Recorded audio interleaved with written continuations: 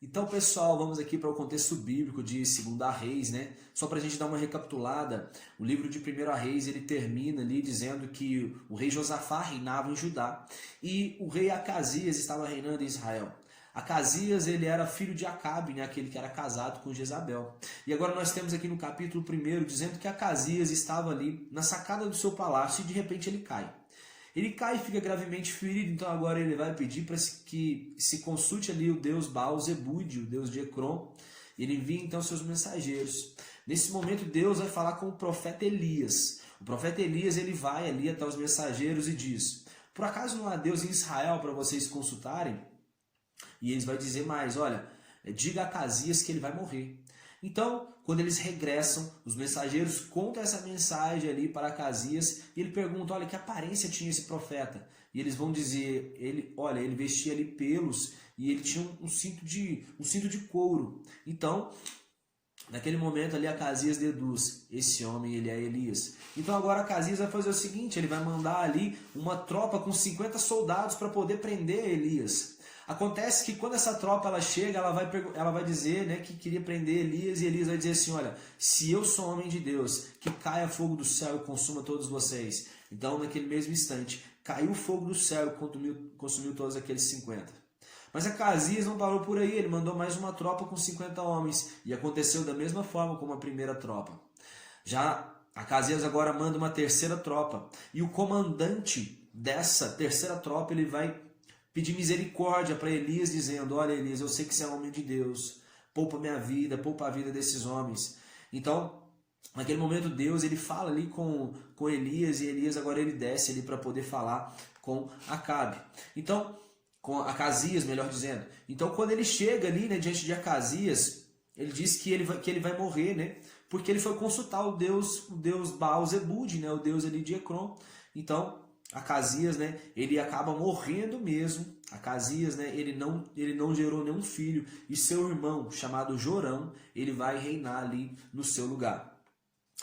A Bíblia agora passa para um outro cenário agora, dizendo aqui que sobre Elias e Eliseu.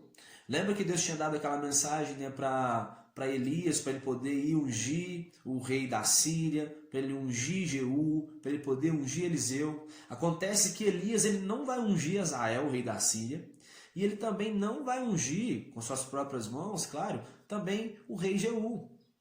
E quem vai fazer tudo aqui, isso é Elias, e isso que nós vamos ver mais para frente. Mas Elias agora ele está junto com Eliseu, que ele vai ser profeta ali no lugar de Elias. Então, eles estão juntos. Elias agora vai dizer o seguinte: olha, eu estou indo para Betel e eu quero que você espere aqui, Eliseu. E Eliseu vai dizer o seguinte: olha, de modo nenhum eu vou me apartar de você, eu vou ir contigo. Então, por ele insistir, Eliseu ali ele vai e parte então com Elias. Acontece que chegando lá em Betel, alguns discípulos dos profetas vão dizer assim: olha, você sabe, Eliseu, que Deus vai levar hoje o seu mestre, né, para os céus. E Eliseu vai dizer o seguinte: eu sei disso, fiquem calados, eu já sei disso. Pronto. Mais uma vez agora, Elias ele vai dizer assim: olha, espera aqui, Eliseu, porque agora Deus está me mandando eu ir para Jericó. Então Eliseu vai dizer o seguinte: de modo nenhum eu vou me apartar de você. E mais uma vez, Eliseu acompanha Elias até Jericó. E agora, por mais uma vez, os profetas vão falar a mesma coisa: olha, o seu Elias ele vai ser levado, né, para os céus. Então, naquele momento, Eliseu repreende eles mais uma vez. E agora Elias ele vai dizer de novo para Eliseu: olha, Deus está me mandando aqui de Jericó para o Jordão. E fica me esperando aqui. Então Eliseu ele insiste e vai dizer: de modo nenhum, eu não vou me apartar de você. Então eles vão junto ali, né, para o último destino, para o Jordão. 50 discípulos dos profetas acompanham eles, né, de longe, só para ver o que ia acontecer ali. Então, Eliseu, quando eles estavam ali sozinhos no Jordão, Elias ele vai pegar ali, né? Ele pega o seu manto, ele bate nas águas e eles atravessam, e o Jordão se abre ali ao meio, de modo que os dois passam ali em solo seco. Então, quando eles passam ali, agora Elias vai pedir para Eliseu, falar com Eliseu: olha, Eliseu, o que você quer? Sabe? Pergunta, né, o que ele queria. Podia pedir o que quisesse. E Eliseu vai pedir o seguinte: olha, eu quero porção dobrada do seu poder espiritual. Então Elias diz, olha, você pediu uma coisa meio difícil, mas faz o seguinte, se você me ver quando eu for levado da tua presença, então você vai ter essa porção dobrada. Ou seja, a condição para Eliseu aqui era que ele visse Elias subindo aos céus. Então de repente eles estão caminhando ali, quando pensa que não, passa ali um carro de fogo no meio deles, de modo que agora era um carro puxado por cavalos em chamas. Depois que esse carro ele passa, sobe um redemoinho e agora Elias sobe nesse redemoinho. Então Eliseu ele vai gritar ali dizendo, olha, Elias ele foi ali com os carros e seus cavaleiros. E a Bíblia diz que Eliseu ele ficou olhando para o alto ali, né, vendo Elias subindo ali no redemoinho, de forma que quando seus olhos não podiam mais ver, Eliseu agora ele rasga suas vestes ali, ele pega a capa de Elias que havia caído e ele vai pegar essa capa e ele vai dizer assim, onde está o Deus de Elias? Então ele vai, pega agora essa capa, bate nas águas e as águas do Rio Jordão ela vai se abre ali, de forma que ele passa ali em solo seco. Então os 50 profetas que estavam ali observando tudo, eles chegaram e falaram com Eliseu, olha, deixa a gente ir procurar o corpo de Elias, né? E aí Eliseu vai dizer assim, não, para que vocês vão fazer isso? Vocês não vão encontrar o corpo dele. Mas por eles, né, insistirem muito, Eliseu permite, mas eles não conseguiram encontrar esse corpo. Então, agora Eliseu ele vem, regressa, ele vai agora para a primeira cidade que ele vai agora para Jericó. E o povo daquela cidade vai pedir para que Eliseu ele venha purificar ali as águas e o solo, porque né, eles eram impuros. E aí Eliseu ele vai pedir, olha, me dá um prato novo e sal. Então Eliseu ele pega, joga sal naquelas águas e as águas então elas foram purificadas. Quando Elias ele está subindo agora para poder já voltar, né? Agora ele está indo para Betel. De repente ele está ali no meio do caminho e algumas crianças, né? Alguns jovens vão dizer assim, careca, suma daqui. Começa ali, né, a fazer um bullying com Eliseu. E Eliseu ele amaldiçoa aqueles jovens ali em nome de Deus. E acontece que uma ursa ela sai da floresta ali e mata todos aqueles 42 jovens ali. Em seguida, né, ele vai retornar ali para Samaria. Ponto. Agora no outro cenário aqui, Jorão, ele governou por 12 anos Israel. Ele destruiu ali a coluna de Baal, né, que tinha sido erguida, mas ele seguiu todos os pecados ali de Jeroboão. Jorão, quem era Jorão? Jorão era o irmão ali de Acasias. Então ele até começou a fazer algo de bom. E agora a gente vai ver uma série de reis aqui, né, que vai sucedendo ali os tronos, ora em Judá e ora em Israel. Então Jorão aqui, né, ele governou ali por 12 anos e ele, né, ele até destruiu a estátua de Baal, né, que havia sido erguida, mas ainda assim ele cometeu os mesmos pecados que Jeroboão. Jeroboão foi aquele homem, né, que ele é um mau exemplo ali, né, para Israel. Pronto. Agora Messa, rei dos Moabitas, né, ele pagava tributos ao rei de Israel. Então o rei de Israel ele convoca agora o rei de Judá para irem à batalha contra Moabe, pois eles haviam se rebelado contra eles. Então agora perceba, nós temos aqui o rei de Israel juntamente com o rei de Judá. E eles chamam também o rei de Edom para ir junto com eles nessa batalha. Perceba que Judá e Israel eles não davam certo. Eles não se davam bem. Então nesse momento agora eles vão ir numa batalha contra os Moabitas. Então acontece que depois de 7 dias de marcha, estão os 3 exércitos ali, e aí falta água. Então o que acontece?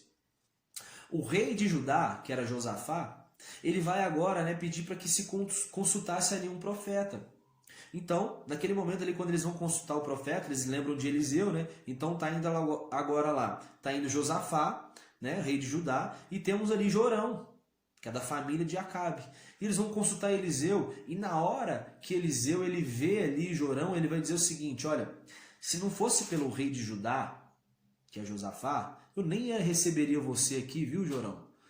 Mas, né, em honra a ele, tudo bem, eu vou orar por vocês aqui. Então Eliseu ele vai, chama ali um arpista, ele começa a tocar sua harpa e ali Eliseu ele começa a profetizar. Então agora ele vai dizer assim, olha, vocês não vão ver vento, vocês não vão ver chuva, mas amanhã esse vale todo aqui, ele vai estar cheio de água.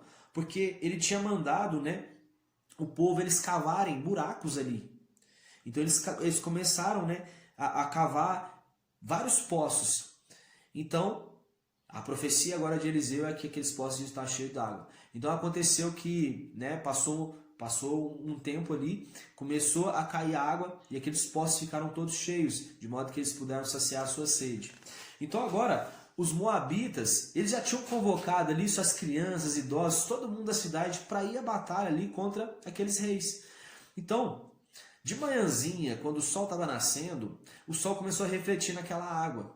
De modo que parecia que a água estava ensanguentada, estava vermelha ali, parecia sangue. Então os moabitas pensaram, olha, os reis ali de Judá, Israel e de Edom, eles brigaram entre si e mataram um ao outro. Então, olha a oportunidade da gente ir lá agora vencer, né, terminar de matar o resto de pessoas que ainda sobraram.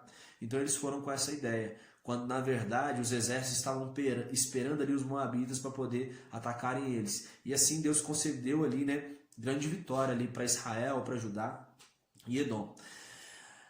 Quando aconteceu que o rei moabita, ele viu que ele, né, tinha sofrido essa derrota, ele vai fugir e ele vai agora chegar ali na sua cidade e ele vai pedir o seu filho primogênito ali para o seu povo e ele pega esse filho primogênito dele e ele sacrifica ali ao deus Camus. E isso provocou ali grande ira ali, né, para os israelitas, ambos de Judá e de Israel, de modo que eles acabaram ali abandonando e deixou o rei moabita viver. Eles ficaram muito indignados com essa atitude dele.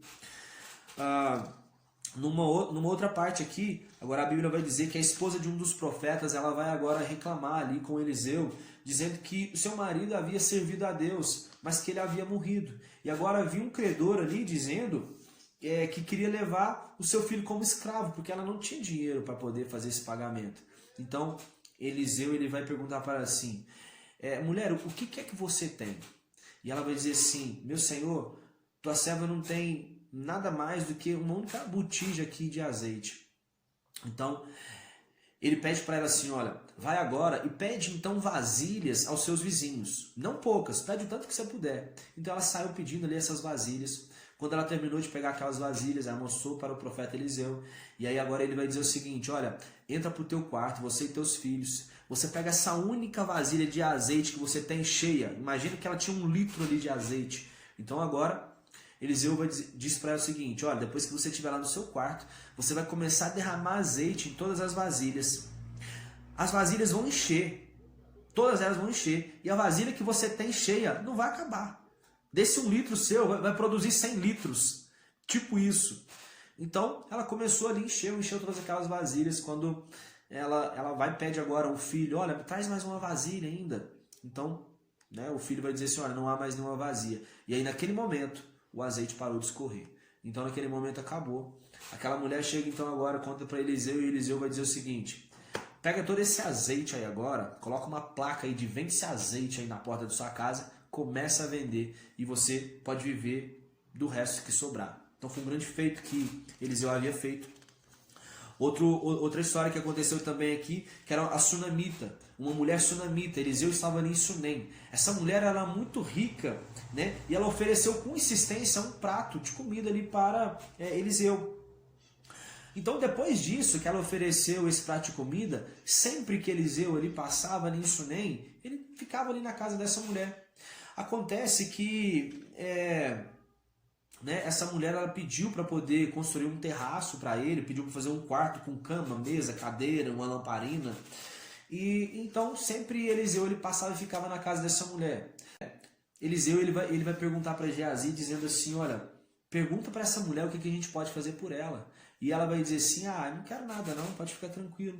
Mas aí Eliseu depois vai conversar, né, bem com Geazi e vai dizer assim, olha o que essa mulher precisa, vê se acha alguma coisa. E aí Geazi vai dizer assim, olha, o marido dela é idoso e eles não têm filhos. Então, agora Eliseu vai chegar diante da sunamita e dizer assim, olha mulher, o ano que vem, a partir dessa mesma data, você vai ter um filho. Então isso acontece. Essa sunamita, depois né, dos 9 meses, ela tem ali o seu filho. Mas depois de um tempo, passado mais tempo, o garoto já tinha crescido. De repente ele saiu para poder trabalhar com o pai e ele teve fortes dores de cabeça. Então o pai ele vai e leva agora o filho até a mãe. E quando a mãe pega ele, a Bíblia vai dizer que ele morre ali no colo dela. Mas essa mulher, em nenhum momento, ela declarou que o filho estava morto. Ela vai agora pegar ele e levar esse menino até o quarto do profeta Eliseu. Ela conversa com seu marido e diz que ela quer ir agora, né, para encontrar com Eliseu. E ela vai. E quando ela vai, Geazi vai conversar com ela. Só que ela queria mesmo, na verdade, era conversar com Eliseu. Então, no momento que ela conversa ali com Eliseu, Eliseu já fala na hora para Geazi: pega o meu cajado, vai agora até a casa dessa mulher e você coloca o meu cajado sobre o menino. Então Geazi já saiu correndo para poder fazer isso. Só que a sunamita ficou parada esperando Eliseu, dizendo assim: se tu não for, eu não vou arredar meu pé daqui. Então Eliseu agora também parte. Mas lembra que Geazi já tinha ido. Então Geazi agora ele chega, ele faz o que Eliseu tinha mandado, né? Pega o cajado, coloca por cima do menino, mas nada do menino reviver, não deu nenhum sinal. Mas logo em seguida chega Eliseu e a Bíblia vai dizer que Eliseu ele sobe lá no quarto, fica sozinho com o menino. Ele vai agora, né, deitar sobre ele, boca a boca, nariz com nariz, ombro com ombro, e de modo que ele começa ali, né, a rolar sobre o menino, e o corpo do menino ele ia se aquecendo. Por uma segunda vez agora ele vai pegar de novo, ficar olho a olho, nariz com nariz, ombro a ombro, e agora ele rola de novo sobre o menino, e agora o menino ele vai espirra 7 vezes, e ele vai e abre os olhos. Então agora Eliseu ele manda Geazi entregar ali o filho vivo, né, para a sunamita. Então ela se prostra diante de Eliseu e sai. Outra coisa que a Bíblia vai dizer também sobre Eliseu, que Eliseu ele estava em Gilgal e a fome ela assolava ali toda a região. Então os discípulos dos profetas eles estavam ali assentados. E um deles saiu para poder apanhar verdura, frutas, e ele encontrou uma espécie de trepadeira silvestre. Então ele trouxe tudo isso, essas frutas e verduras, e colocou ali para poder preparar a comida. Acontece que quando eles estavam ali comendo, um dos homens gritou: "Oh meu Deus, a morte na panela!" Por causa daquela trepadeira que eles tinham colocado. Então naquele momento, Eliseu ele vai agora, ordenou que trouxesse ali farinha, ele despejou na panela, de modo que agora aquela comida estava purificada e todos podiam comer. Para finalizar aqui, né, agora essa primeira parte, um homem, né, de Baal Salisa, ele veio trazendo 20 pães e algumas espigas verdes. Eliseu ordenou que servissem aos homens, mas eles eram 100 homens que estavam ali. Então ele perguntou: como que eu vou, né? Eu só tenho aqui 20 pães, não dá para todo mundo comer. Então Eliseu vai dizer assim: olha, Deus ordenou que todo mundo vai comer e ainda vai sobrar. Então, essa acontece a primeira multiplicação que a Bíblia, né, vai dizer. Naquele momento ali, aqueles 20 pães sustentou aqueles 100 homens, de modo que ainda sobrou pães. Certo, pessoal? Então aqui a gente finaliza essa primeira parte. Eu aguardo vocês já já. Tamo junto, valeu!